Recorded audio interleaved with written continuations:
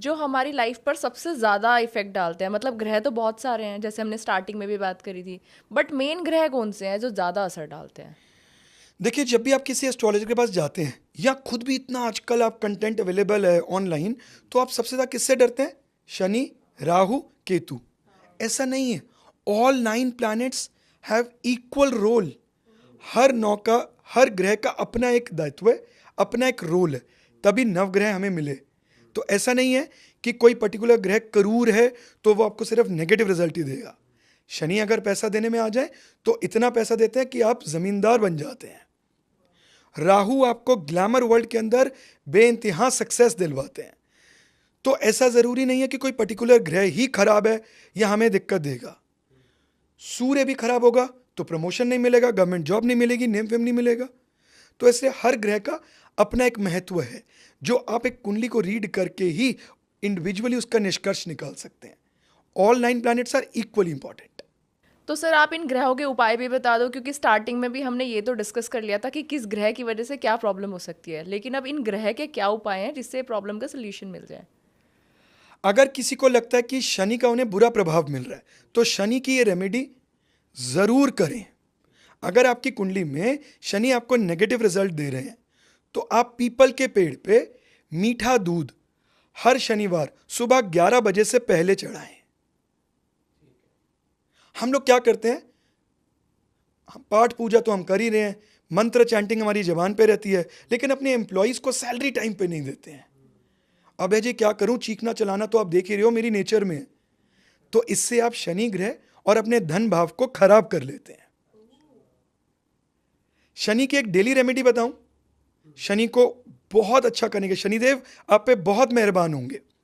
आपके घर पे, हर किसी के घर पे आज की डेट में स्विगी, जोमेटो, जेप्टो वाले डिलीवरी बॉयज आते हैं। आप इन्हें ज़रूर पानी या टी एज पर दी समय या अपना कन्वीनियंस इन्हें ज़रूर ऑफर करें। फिर देखें कमाल। ये हमारी डेली लाइफ का एक चेंज है जो हमें करना चाहिए। शनिदेव आपसे कोई कठिन कर्म नहीं कह रहे हैं, अपनी नेचर में एक सुधार लेके आई है। अपने एम्प्लॉयज़ को समय सिर पैसा दीजिए, उन्हें भी ज़रूरत है। सर आपने जो डिलीवरी वाला बताया ना, इससे मुझे याद आया कि जब मेरे यहाँ पे डिलीवरी पर्सन आते हैं ना, और अगर जब मैं घर पे हूँ तो मैं ज़रूर उनको पानी तो पिला ही देती हूँ। मैं कहा भैया डेफिनेटली, पानी पियोगे आप? कि हाँ हाँ दे दो। डेफिनेटली। क्योंकि वो हमारे लिए बाजुएं हैं, आज उनकी वजह से हम कंफर्ट में हैं। तो ये हमारा दायित्व होना चाहिए।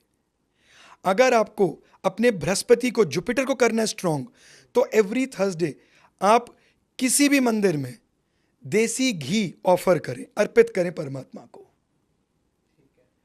अगर आप अपने राहु को बलवान करना चाहते हैं या राहु आपको नेगेटिव रिजल्ट्स दे रहे हैं तो आप अपने घर की साउथ वेस्ट डायरेक्शन में विंड चाइम लगाएं और एवरी ट्यूसडे 1.5 किलो गुड़ गाय को खिलाएं। अगर आप अपने चंद्रमा को स्ट्रांग करना चाहते हैं तो आप रेन वाटर, इसकी एक छोटी सी बॉटल लगभग आधा लीटर या 1 लीटर अपने रूफ टॉप पे रख लें। और जब भी मौका लगे मछलियों को दाना डालना मत भूलिएगा। इससे आपके चंद्रमा बहुत मजबूत हो जाएंगे और आपको बिल्कुल भी नेगेटिव रिजल्ट नहीं देंगे। जिन लोगों को एंजाइटी या डिप्रेशन की प्रॉब्लम रहती है, ऐसे लोगों को रोज सुबह नहाने से पहले 2 चम्मच कच्चे दूध के अपने नहाने वाली बकेट में मिलाने चाहिए। कच्चे दूध की? कच्चे दूध के। सर ये तो रेमेडी बहुत लोग फॉलो करेंगे, क्योंकि एनजाइटी, डिप्रेशन ये तो आजकल एक आम बात हो गई है। एंजाइटी डिप्रेशन की एक ऐसी रेमेडी देता हूं जो बड़ी क्विक रिजल्ट देती है।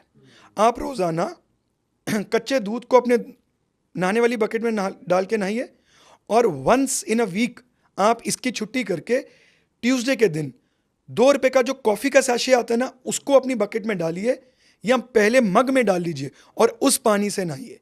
1 महीना मेरे कहने से रेमेडी कर लीजिए, एंजाइटी, डिप्रेशन, नीरसता जीवन से चली जाएगी। अगर आपने अपने शुक्र को मजबूत करना है तो आप 43 दिन 43 डेज एक चांदी की तार लेके आए और उसके 43 टुकड़े कर लें। हर रोज एक टुकड़ा आप नीम के पौधे के जड़ में उसको डाल दें।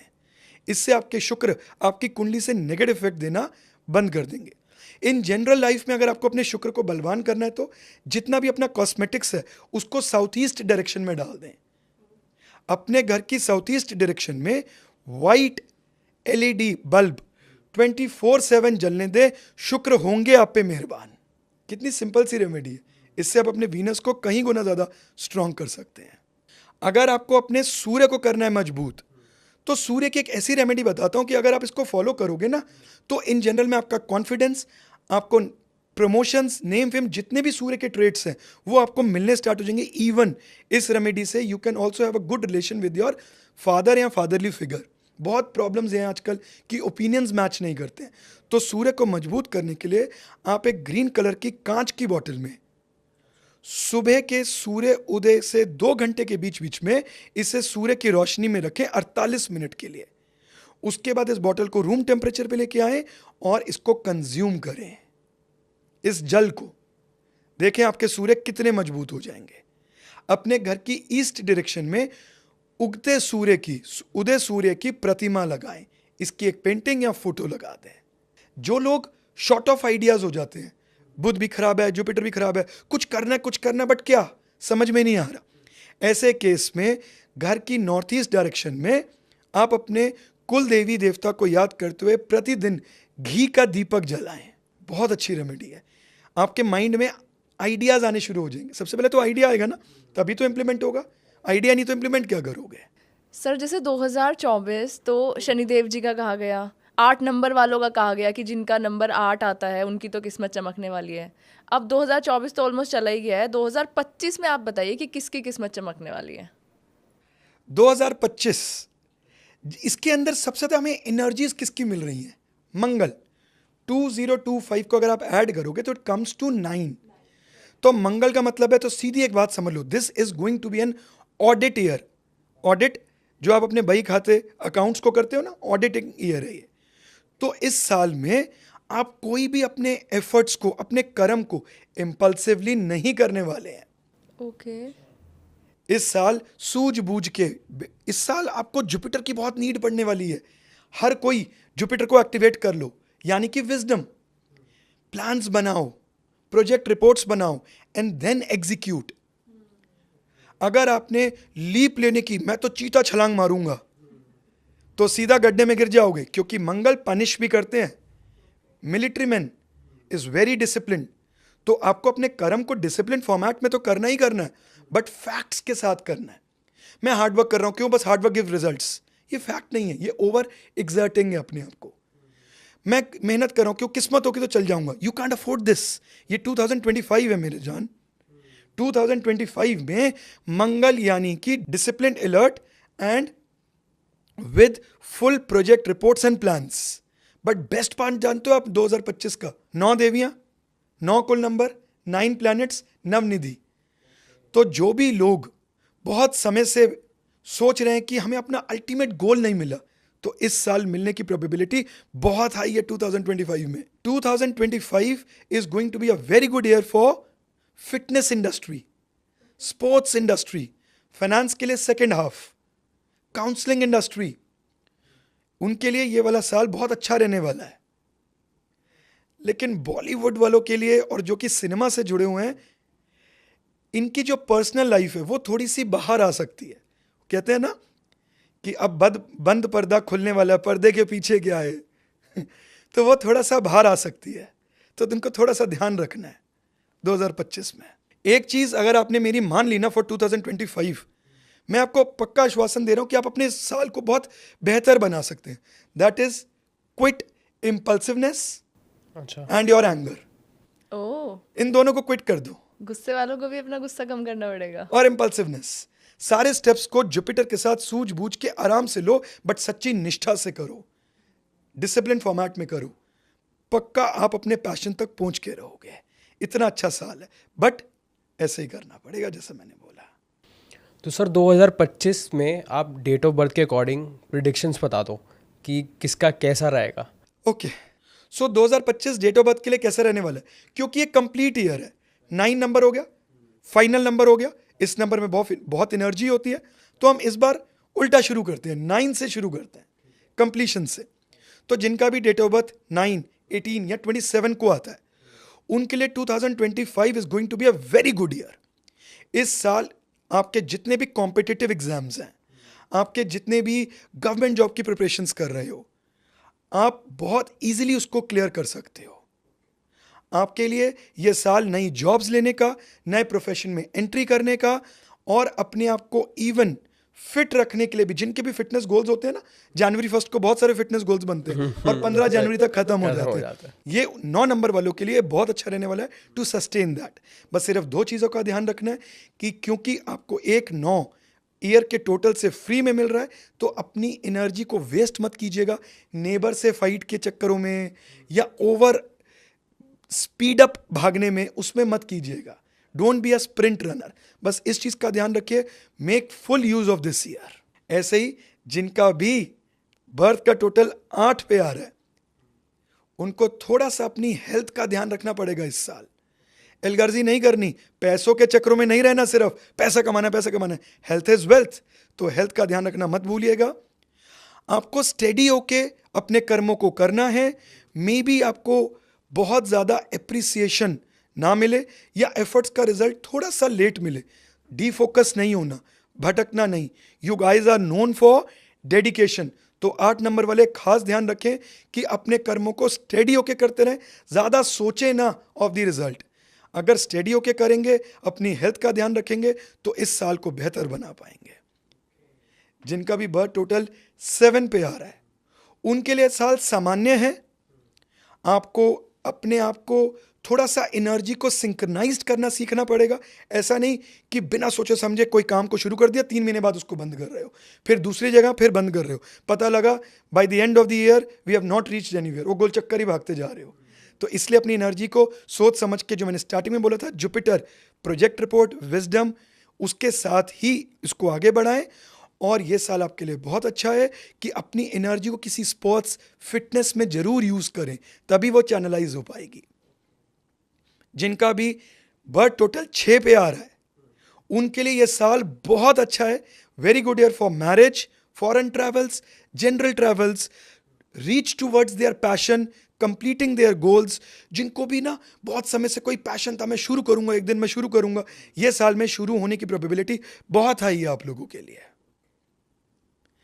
जिनका भी बर्थ टोटल 5 पे आ रहा है, उनके लिए ये साल कुछ खट्टी कुछ मीठी। कुछ इवेंट्स अच्छे रहेंगे, कुछ इवेंट्स बुरे रहेंगे। आपको जो मेजरली ध्यान रखना है, have control over your communication. जल्दबाजी में, गुस्से में किसी को कुछ ऐसी बात ना बोल देना जो कि वापसी ना ले सके या जो आपका काम खराब कर दे। और जब भी आप किसी को रिटन कम्युनिकेशन, ईमेल्स, व्हाट्सएप भेज रहे हैं, तो थोड़ा सा स्टेडी, स्लो होके भेजिएगा। जल्दबाजी में भेजने पे आप फंस सकते हैं। जिनका बर्थ टोटल 4 पे है, इनको खासकर अपने फैंटेसिक और ड्रीम वर्ल्ड से बाहर आना है।